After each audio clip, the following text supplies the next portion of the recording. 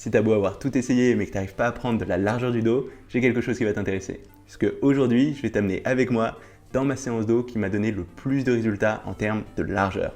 Et je te donnerai même un petit PDF pour que tu puisses suivre cette séance dans ta salle de sport. Salut, ici Nico, et aujourd'hui on va parler du dos et plus particulièrement de la largeur du dos. Et quand il s'agit de prendre du dos en largeur, il y a souvent deux grands types de personnes. Les personnes qui ont une génétique assez favorable et qui vont faire à peu près n'importe quoi et prendre très vite en largeur. Et à l'inverse, les personnes qui auront beau tout essayer, même en faisant les choses propres, qui vont avoir beaucoup de mal à prendre de la largeur du dos. Et moi, je faisais plutôt partie de la deuxième catégorie. En fait, mon grand dorsal, qui est le muscle le plus responsable de la largeur du dos, il s'attache relativement haut dans mon dos et du coup, j'ai pas énormément de place pour développer ce muscle et c'est pas quelque chose qui se fait naturellement. Donc, développer cette largeur du dos, ce V, ça n'a pas du tout été quelque chose de naturel et j'ai mis beaucoup de temps à commencer à avoir des résultats. Mais j'ai fini par trouver ce qui marchait pour moi pour gagner en largeur sur ce dos et aujourd'hui, c'est cette séance que je voulais partager avec toi. Donc, sans plus attendre, je te présente cette séance. Alors, une fois que j'ai commencé par bien m'échauffer les épaules et faire mon cardio, le premier exercice que je vais faire pour ce dos, ça va être un exercice d'isolation qui va me permettre de me concentrer sur la zone que je veux cibler et de l'activer. Et ça va se passer à la poulie assise à un bras. Alors, l'idée de travailler en unilatéral, c'est-à-dire de travailler un bras puis l'autre, c'est que comme ça, ce sera plus facile de me concentrer sur un point précis de ma contraction dans mes dorsaux. Donc comme ça, je vais pouvoir bien me concentrer sur mon grand dorsal, c'est-à-dire la partie basse dans l'extérieur de mon dos. Et pour réussir à bien solliciter cette zone, ce que je vais faire, c'est donc attraper cette poulie à une main. Donc là, je peux utiliser soit une poignée, soit comme je fais là avec mes straps. Et en gardant le bassin bien fixe, ce que je vais faire, c'est me pencher le plus possible en avant. Je vais carrément plier légèrement ma colonne, complètement tendre mon bras, déboîter mon épaule vers l'avant, avoir une légère rotation. Et ensuite, je vais tirer mon coude en arrière en le gardant le plus proche possible de ma jambe, en fait le plus bas possible, pour réussir à vraiment solliciter ce grand dorsal et pas les muscles du haut de mon dos. Et presque en faisant glisser ce coude le long de ma jambe, je vais en même temps gonfler mon torse, reculer mon épaule en arrière et creuser légèrement le bas du dos. Donc en fait c'est un geste qui est un peu complexe dans le sens où il va y avoir pas mal de choses qui se passent en même temps, mais le point clé ce sera vraiment de se concentrer sur le geste de ce coude. Donc d'abord avoir bien ce coude qui part complètement en avant, déboîter l'épaule en avant, complètement étirer ce grand dorsal, et à partir de là, essayer de reculer ce coude le plus en arrière possible, en le gardant le plus proche possible de ta jambe, en le faisant glisser sur cette jambe. C'est comme ça que tu arriveras le mieux à isoler ce grand dorsal. Et à partir du moment où tu as ce geste, ensuite tu peux rajouter les autres aspects, à savoir gonfler ton torse, tirer les omoplates en arrière en même temps, et creuser le bas du dos quand tu arrives en contraction complète. Puis ensuite, contrôler la phase de retour, essayer d'avoir un étirement bien complet, quitte à avoir une légère rotation. Donc cet exercice, c'est un exercice d'isolation, c'est-à-dire que notre but, ça va pas être de mettre lourd, mais vraiment d'essayer de sentir le mieux possible la zone, la largeur de ce dos, notamment la partie basse de ce grand dorsal qui est la moins évidente à solliciter, parce que comme ça, ensuite, quand on va attaquer nos autres exercices, ce sera beaucoup plus facile de la contracter. Et sur ce premier exercice d'activation, d'isolation, on va réaliser 2 à 3 séries avec 12 à 15 répétitions légères, avec beaucoup de marge, c'est-à-dire que tu dois être loin de l'échec musculaire. C'est juste un exercice qui a pour but de faire monter du sang dans la zone, donc il n'y a pas besoin de te fatiguer là-dessus. Donc une fois qu'on a fini ce premier exercice, on va passer au deuxième exercice de cette séance, qui est notre premier gros exercice qui va cibler tout l'ensemble de nos dorsaux, mais en mettant encore une fois l'accent sur la largeur, et ça va être un exercice de rowing. Et oui, contrairement à ce que pensent beaucoup de personnes, tes gestes de rowing, si tu les fais correctement, ce sera une super façon de réussir à développer de la largeur dans ton dos. Et cet exercice, je le trouve particulièrement efficace, parce qu'il te permet vraiment de bien sentir la contraction dans la largeur de ce dos, notamment dans la partie basse, qui est vraiment, encore une fois, la partie qu'on veut le plus cibler pour développer ce V. Et cet exercice, ça va être le Rowing Meadows. Donc l'idée, ça va être tout simplement de bloquer une barre dans un coin. Donc en général, je vais utiliser un bout de bande développée couchée pour m'aider à faire ça. Et en se mettant à l'extrémité de cette barre, je vais me mettre dans le sens de la longueur de cette barre, avec un pied le long de la barre. Le haut de mon torse, il va être légèrement tourné vers l'intérieur, c'est-à-dire vers le bras qui tient la barre, mais je suis presque dans la longueur de cette barre. Et à partir de là, ce que je vais faire, c'est essayer de me pencher le plus possible en avant, en gardant le dos droit, voire en creusant légèrement ce dos. Et je vais m'avancer de sorte à avoir la main qui tient la barre, c'est-à-dire l'extrémité de la barre en fait, juste à l'extrémité de ma hanche. Ça veut dire que je veux en gros que ma main elle soit légèrement derrière moi et que quand je remonte ce coude, la barre elle arrive juste à côté de ma hanche et pas qu'elle arrive plus haut. Par exemple, je voudrais pas qu'elle arrive au milieu de mes deux jambes, puisque plus je vais avoir ma main comme ça reculée en arrière, plus je vais être obligé de solliciter mon grand dorsal plutôt que mes trapèzes, mes rhomboïdes, tous les autres muscles du haut de mon dos que je veux pas trop solliciter. Parce que ces muscles, on va les solliciter ensuite, ils sont moins responsables de la largeur, et en plus, de façon générale, ils sont plus faciles à sentir. Donc là, l'intérêt de cet exercice, c'est qu'on va vraiment pouvoir isoler la partie la moins évidente à développer quand on a du mal à avoir un dos large, à savoir ce bas de grand dorsal. Donc une fois qu'on est en position, tu vas essayer de garder le dos assez droit, voire de creuser légèrement le bas du dos.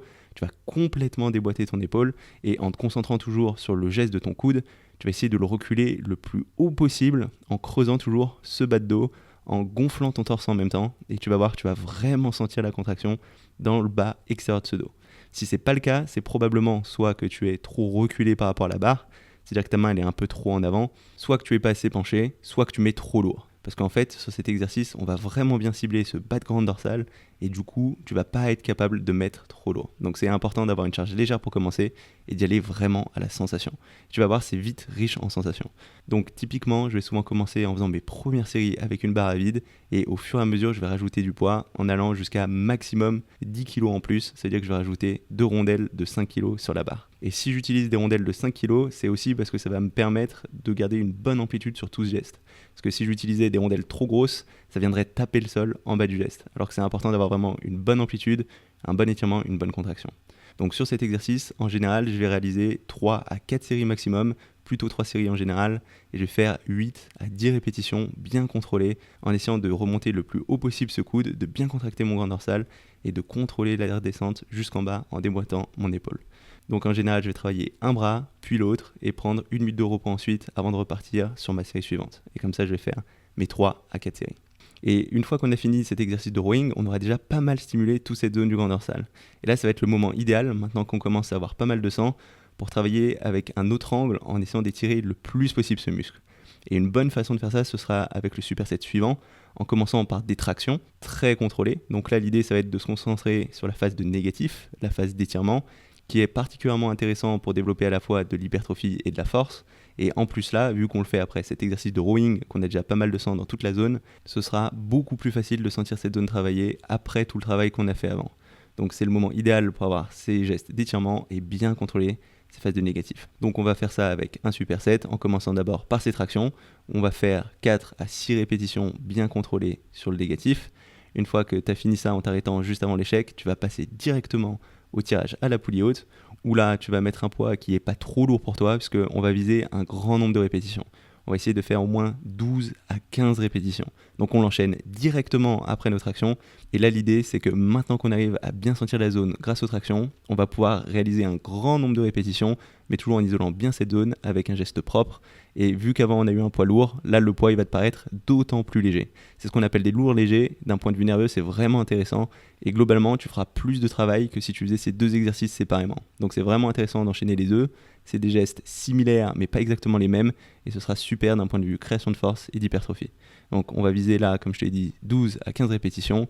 Et ensuite on va prendre 2 minutes de repos et repartir, recommencer ça pour un total de 3 séries sur superset. Donc 4 à 6 séries sur les tractions et 12 à 15 répétitions ensuite directement ce tirage à la poulie haute en prise large. Enfin, on va arriver à notre dernier exercice qui va là permettre d'isoler plus les trapèzes et les rhomboïdes. Parce que pour l'instant, on a vraiment mis l'accent sur la largeur de notre dos, sur notre grand dorsal.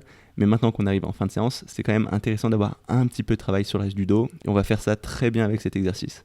Où là, tu vas te mettre encore une fois à la poulie assise, mais tu vas utiliser cette fois une corde. Et l'intérêt de faire ça, c'est que ça va nous permettre d'avoir à la fois un bon étirement. Ça veut dire que sur la phase d'étirement, on va pouvoir rapprocher nos mains pour avoir un étirement bien complet.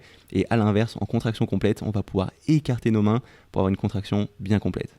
Et là, vu que notre but, c'est de solliciter à la fois les rhomboïdes et le trapèze plus que le grand dorsal, ce qu'on va faire, c'est au lieu d'avoir le torse qui est perpendiculaire au sol comme ce qu'on faisait avant, on va avoir un angle de 45 degrés par rapport à la verticale en arrière, ce qui va nous permettre de plus favoriser à la fois le trapèze et les rhomboïdes. Donc ça va être un super exercice pour cibler cette zone. Et pour vraiment réussir à solliciter tout ce trapèze et rhomboïdes, ce qu'il va falloir faire, c'est vraiment de concentrer sur le geste au niveau de tes omoplates. Ça veut dire que quand tu vas être en étirement complet, tu vas faire très attention à bien déboîter tes omoplates et tes épaules vers l'avant. Et quand tu vas arriver en contraction complète, à l'inverse, tu vas essayer de ramener, tirer ces omoplates en arrière, reculer à la fois les clavicules et ces omoplates le plus loin derrière toi. Donc comme ça, tu vas avoir un geste qui va très bien solliciter toute cette zone trapèze, rhomboïde. Et comme ça, grâce à ce dernier geste, on aura sollicité tout l'ensemble du dos. Donc là, on va réaliser 3 séries de 12 à 15 répétitions avec 1 minute 30 de repos entre les séries. Et avec cette séance, tu auras vraiment mis l'accent sur la largeur du dos. Et cette séance, elle est vraiment pensée pour te permettre de recruter cette largeur du dos, même si c'est pas évident pour toi d'habitude. Parce que dès le début de cette séance, on va isoler cette zone, réussir à bien se familiariser avec la contraction, avec nos premiers exercices, et ensuite, petit à petit, la travailler sous tous les angles nécessaires pour vraiment réussir à développer de la masse dans l'ensemble de cette zone.